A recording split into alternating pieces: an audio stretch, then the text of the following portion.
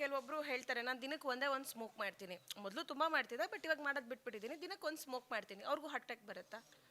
ಅಂದರೆ ಈಗ ಕೆಲವೊಂದು ಸಬ್ಸ್ಟೆನ್ಸ್ಗೆ ಡೋಸ್ ಡಿಪೆಂಡೆಂಟ್ ಅಂತ ಇರುತ್ತೆ. ಎಕ್ಸಾಂಪಲ್ ಈಗ ನಾನು 1 ಡ್ರಿಂಕ್ ಆಲ್ಕೋಹಾಲ್ ಅಂದರೆ ಪರ್ ವೀಕ್ ಪರವಾಗಿಲ್ಲ ಮುಂಚೆ ಹೇಳ್ತದೆ. ಈಗ ಯಾವುದು ಹೆಲ್ತಿಗೆ ಒಳ್ಳೇದಲ್ಲ ಅಂತ ಹೇಳ್ತಾರೆ. ಸ್ಮೋಕಿಂಗ್ ಆ ಥರ ಡೋಸ್ ಅಂತಿಲ್ಲ. 1 ಸ್ಮೋಕ್ ಒಳ್ಳೇದು, 2 ಸ್ಮೋಕ್ ಜಾಸ್ತಿ ಅಂತಿಲ್ಲ. ಸ್ಮೋಕಿಂಗಿಂದ ಹಾರ್ಟ್ ಅಟ್ಯಾಕು, ಕ್ಯಾನ್ಸರು ಎಷ್ಟೊಂದು ದುಷ್ಪರಿಣಾಮಗಳು ಇದೆ. ಸೊ ಅದಕ್ಕೆ ಟೊಬ್ಯಾಕೊ ಯಾವುದೇ ಫಾರ್ಮಲ್ಲಾದರೂ ಒಳ್ಳೇದಲ್ಲ ಹೆಲ್ತ್ಗೆ. ಸೊ ಟೊಬ್ಯಾಕೋಲಿ ನಿಕೋಟಿನ್ ಇರೋದ್ರಿಂದ ಅದು ಈ ಬ್ಲಡ್ ವೆಸಲ್ಗಳು ಅಥವಾ ಆರ್ಟ್ರೀಸ್ ಅಂತ ಹೇಳ್ತೀವಿ, ಅದ್ರ ಒಳಗಡೆ ಇರೋ ಒಂದು ಲೇಯರ್ನ ಡ್ಯಾಮೇಜ್ ಮಾಡುತ್ತೆ. ಎಂಡೋಥೆಲಿಯಂ ಅಂತ ಲೇಯರ್ ಇರುತ್ತೆ, ಡ್ಯಾಮೇಜ್ ಮಾಡುತ್ತೆ. ಡ್ಯಾಮೇಜ್ ಮಾಡಿದ್ರೆ ಕ್ಲಾಟ್ ಆಗೋ ರಿಸ್ಕ್ ಜಾಸ್ತಿ. ಸ್ಮೋಕರ್ಸಲ್ಲಿ ಕೊಲೆಸ್ಟ್ರಾಲ್ ಡಿಪಾಸಿಷನಿಂದ ಕ್ಲಾಟ್ ಆಗಿ ಬ್ಲಾಕ್ ಆಗಿ ಸಡನ್ ಆಗಿ ತಿರೋಗೋ ಚಾನ್ಸಸ್ ಜಾಸ್ತಿ ಇರ್ತದೆ. ನೀವು ಹಾರ್ಟ್ ಅಟ್ಯಾಕ್ ಮತ್ತು ಕಾರ್ಡಿಯಾಕ್ ಅರೆಸ್ಟ್ ಅಂತ ಹೇಳಿದ್ರಿ. ಹಾರ್ಟ್ ಅಟ್ಯಾಕ್ ಅಂದರೆ ಒಂದು ಆರ್ಟರಿ ಬ್ಲಾಕ್ ಆಗಿ ಒಂದು portion of heart muscle damage ಆದರೆ ಅಟ್ಯಾಕ್ ಅಂತ ಕರಿತೀವಿ. ಎಲ್ಲ ಹಾರ್ಟ್ ಅಟ್ಯಾಕು ಕಾರ್ಡಿಯಾಕ್ ಅರೆಸ್ಟ್ ಆಗೋದಿಲ್ಲ. ಅದೇ ಒಂದು ಮೇನ್ ಆರ್ಟರಿ ಬ್ಲಾಕ್ ಆದಾಗ ಸಡನ್ ಹಾರ್ಟ್ ಸ್ಟಾಪ್ ಆಗ್ಬೋದು. ಹಾರ್ಟ್ ಸ್ಟಾಪ್ ಆದರೆ ಕಾರ್ಡಿಯಾಕ್ ಅರೆಸ್ಟ್ ಅಂತ ಹೇಳ್ತೀವಿ. ಸರ್ ಅದು ಸಡನ್ ಆಗಿ ಆಗುತ್ತಲ್ಲ ಸರ್, ಇವಾಗ ನೀವು ಹೇಳ್ದಂಗೆ ಇವಾಗ 10 ವರ್ಷಗಳಿಂದ ಬ್ಲಾಕ್ ಆಗೋದಕ್ಕೆ ಟೈಮ್ ತಗೊಳುತ್ತೆ, ಆಮೇಲೆ ಬ್ಲಡ್ ಕ್ಲಾಟು ಸಡನ್ ಆಗಿ ಒಂದು ಆಗ್ಬಿಡುತ್ತೆ, ಅವಾಗ ಹಾರ್ಟ್ ಅಟ್ಯಾಕ್ ಬರುತ್ತೆ ಅಂತ. ಬಟ್ ಈ ಕಾರ್ಡಿಯಾಕ್ ಅರೆಸ್ಟು ಸಡನ್ ಆಗಿ ಆಗುತ್ತೆ. ಸೊ ಅದರಲ್ಲೂ ಕೂಡ ಬ್ಲಡ್ ಕ್ಲಾಟ್ ಆಗ್ತಿರೋದು ಅಥವಾ ಹಾರ್ಟಿಗೆ ಬ್ಲಡ್ ಸಪ್ಲೈ ಆಗ್ತಿರೋದು ಈ ಥರದ್ದು ನಮ್ಗೆ ಗೊತ್ತಾಗಲ್ವಾ ಮುಂಚೆನೆ ಅಂತ? ಅಂದರೆ ಈಗ ಹಾರ್ಟ್ ಅಟ್ಯಾಕ್ ಆಗೋದು 3 to 5 ಮಿನಿಟ್ಸಲ್ಲಿ ಆಗುತ್ತೆ ಅಂತ ಹೇಳಿದೆ.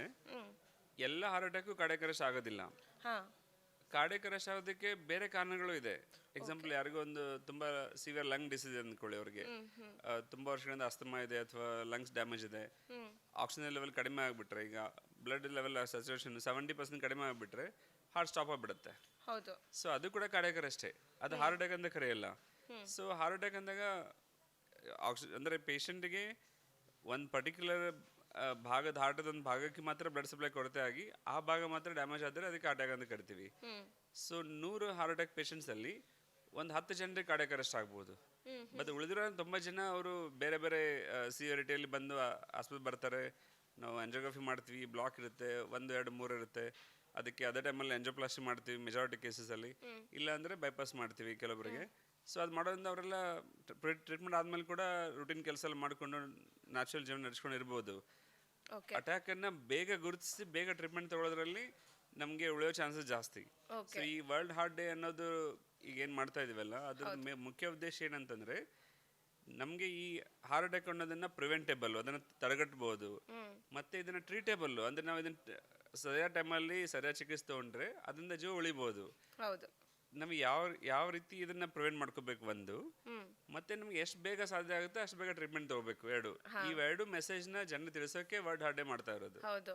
ಈಗ ನಮ್ಮ ಹಾರ್ಟಿಗೂ ಅದಕ್ಕೆ ನಾವು ಹ್ಯಾಪಿ ಬರ್ಡೇ ಮಾಡ್ಕೊಳ್ಳೋದು. ಸೊ ಹಾರ್ಟಿಗೆ ಯಾವಾಗ ಹೇಳ್ಕೊಳ್ಳೋದು ಅಂದರೆ ಅವತ್ತಿನ ಒಂದಿನ ಮಾತ್ರ ಹಾರ್ಟಿಗೆ ವರ್ಲ್ಡ್ ಹಾರ್ಟ್ ಡೇ ಇವತ್ತು ಅಂತ ಹೇಳಿ ಎಲ್ಲ ಪೋಸ್ಟ್ಗಳನ್ನ ಹಾಕ್ಕೊತಾರೆ. ಬಟ್ ಯಾರೂ ಅದನ್ನು ಫಾಲೋ ಮಾಡಲ್ಲ ಸರ್. ಹಾರ್ಟನ್ನು ಹೇಗೆ ನೋಡ್ಕೋಬೇಕು, ಅದಕ್ಕೆ ಏನು ಫುಡ್ ಕೊಡಬೇಕು, ಅದನ್ನು ಹೇಗೆ ಕೇರ್ ಮಾಡಬೇಕು, ಇದೆಲ್ಲ ಯಾರೂ ಮಾಡೋದೇ ಇಲ್ಲ. ಹೇಗೆ ಕೇರ್ ಮಾಡಬೇಕು ಸರ್ ಹಾರ್ಟ್ನ? ಈಗ ಈ ಸಲ ವರ್ಲ್ಡ್ ಹಾರ್ಟ್ ಡೇ ಬಗ್ಗೆ ಥೀಮ್ ಏನಂತಂದರೆ ಡೋಂಟ್ ಮಿಸ್ ಅ ಬೀಟ್, ಅಂದರೆ ಒಂದು ಸಿಂಗಲ್ ಬೀಟ್ ಕೂಡ ಮಿಸ್ ಆಗಬಾರ್ದು ಅನ್ನೋ ಥರ. ಅದರ ಅರ್ಥ ಏನು, ಒಂದು ಸಿಂಗಲ್ ಹಾರ್ಟ್ ಕೂಡ ಡೆತ್ ಆಗಬಾರ್ದು, ಡ್ಯಾಮೇಜ್ ಆಗಬಾರ್ದು, ಅಷ್ಟರ ಮಟ್ಟಿಗೆ ಅವೇರ್ನೆಸ್ ನಾವು ಕ್ರಿಯೇಟ್ ಮಾಡಬೇಕು ಅನ್ನೋದು. So don't miss a beat ಅಂದ್ರೆ ಏನು, ಒಂದೇ ಒಂದು ಎದೆ ಬಡತೆ ಕೂಡ ನಿಂತೋಗ್ಬಾರ್ದು ಅಂತ ಅರ್ಥ. ಸೊ ಅದಕ್ಕೆ ಏನು ಮಾಡಬೇಕು ಅಂತಂದರೆ ಒಂದು ವಿಜಿಲೆನ್ಸ್, ನಾವು ಇದು ಯಾಕೆ ಹೀಗಾಗುತ್ತೆ ಅನ್ನೋದ್ರ ಬಗ್ಗೆ ತಿಳುವಳಿಕೆ ಇರಬೇಕು. ಇದನ್ನ ತಡೆಗಟ್ಟಕ್ಕೆ ಏನೇನು ಬದಲಾವಣೆ ಮಾಡ್ಕೋಬೇಕು ಅನ್ನೋದ್ರ ಬಗ್ಗೆ ಲೈಫ್ ಸ್ಟೈಲ್ ಚೇಂಜಸ್గా ಮಾಡ್ಕೋಬೇಕು. ಮೂರನೇದು ಸಪೋಸ್ ಕೆಲವೊಂದು ನಾನು ಹೇಳಿದೆ ಏಜ್ ಆಗ್ತಾ ಆಗುತ್ತೆ, ಫ್ಯಾಮಿಲಿ ಇಷ್ಟ ಆಗುತ್ತೆ, ಡಯಾಬಿಟಿಸ್, ಹೈಪರ್ ಟೆನ್ಷನ್, ಕೊಲೆಸ್ಟ್ರಾಲ್ ಇದರ ಆಗುತ್ತೆ ಹೇಳಿ ಅಂಥವ್ರಿಗೆ ಆಗೋ ರಿಸ್ಕ್ ಇದ್ದಾಗ ಅದನ್ನು ಮುಂಚೆನೇ ಹೆಂಗೆ ಗೊತ್ತು ಮಾಡ್ಕೋಬೇಕು. ಅಂದರೆ ಯಾವ ಟೆಸ್ಟ್ ಮುಖಾಂತರ ಮಾಡಿದ್ರೆ, ಎಕ್ಸಾಂಪಲ್ ಈಗ ಟ್ರೆಡ್ಮಿಲ್ ಟೆಸ್ಟ್ ಮಾಡಿದರೆ ಕೆಲವೊಂದ್ಸಲ 50% ಜಾಸ್ತಿ ಬ್ಲಾಕ್ ಇದ್ರೆ ಗೊತ್ತಾಗುತ್ತೆ, ಅಟ್ಯಾಕ್ ಆಗೋದು ಮುಂಚೆನೇ ಅದಕ್ಕೆ ಕ್ಲೂ ಕೊಡುತ್ತೆ. ಅವಾಗ ಆಂಜಿಯೋಗ್ರಫಿ ಮಾಡಿ ನೋಡಿ ಅದು 70% ಜಾಸ್ತಿ ಇದ್ದರೆ ಆಂಜಿಯೋಪ್ಲಾಸ್ಟಿ ಅಥವಾ ಬೈಪಾಸ್ ಮಾಡ್ತೀವಿ, ಕಡಿಮೆ ಇದ್ರೆ ಮೆಡಿಸಿನ್ ಮೇಲೆ ಬಿಡ್ತೀವಿ.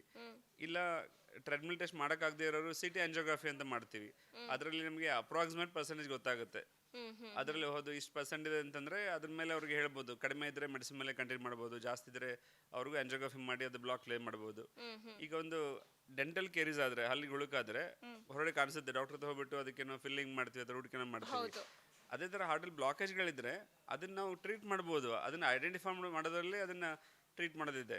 ನಾವು ಹಾರ್ಟ್ ಅಟ್ಯಾಕ್ ಆಗೋ ತನಕ ವೇಟ್ ಮಾಡಿ ಆಮೇಲೆ ಆಸ್ಪತ್ರೆಗೆ ಹೋಗೋ ಅವಶ್ಯಕತೆ ಬೇಕಾಗಿಲ್ಲ. ಅದಕ್ಕೆ ಮುಂಚೆನೇ ನಾವು ಪ್ರಿವೆಂಟಿವ್ ಹೆಲ್ತ್ ಚೆಕಪ್ ಅಂತಂದರೆ ಈಗ treadmill test, blood cholesterol, blood sugar, blood pressure check ಮಾಡ್ತಾ ಇದ್ದು, ಸಾಧ್ಯ ಸಿಟಿ ಕೊನ ಆಂಜಿಯೋಗ್ರಫಿ ಮಾಡಿ ಅದ್ರ ಬ್ಲಾಕೇಜ್ ಇದೆಲ್ಲ ಗೊತ್ತು ಮಾಡ್ಕೊಂಡು ಇದ್ರೆ ಅದಕ್ಕೆ ಟ್ರೀಟ್ಮೆಂಟ್ ಅರ್ಲಿ ಸ್ಟೇಜಲ್ಲೇ ಸ್ಟಾರ್ಟ್ ಮಾಡಿದ್ರೆ ಅದರಿಂದ ಮುಂದೆ ಆಗೋ ಅಟ್ಯಾಕ್ನ ತಡೆಗಟ್ಟಬಹುದು. ಈ ಒಂದು ಟೆಸ್ಟ್ಗಳನ್ನೆಲ್ಲ ನಾವು ಎಷ್ಟು ತಿಂಗಳಿಗೆ ಒಂದ್ಸತಿ ಮಾಡಿಸ್ಬೇಕು? ವರ್ಷಕ್ಕೊಮ್ಮೆ ಮಾಡಿದ್ರೆ ಸಾಕು.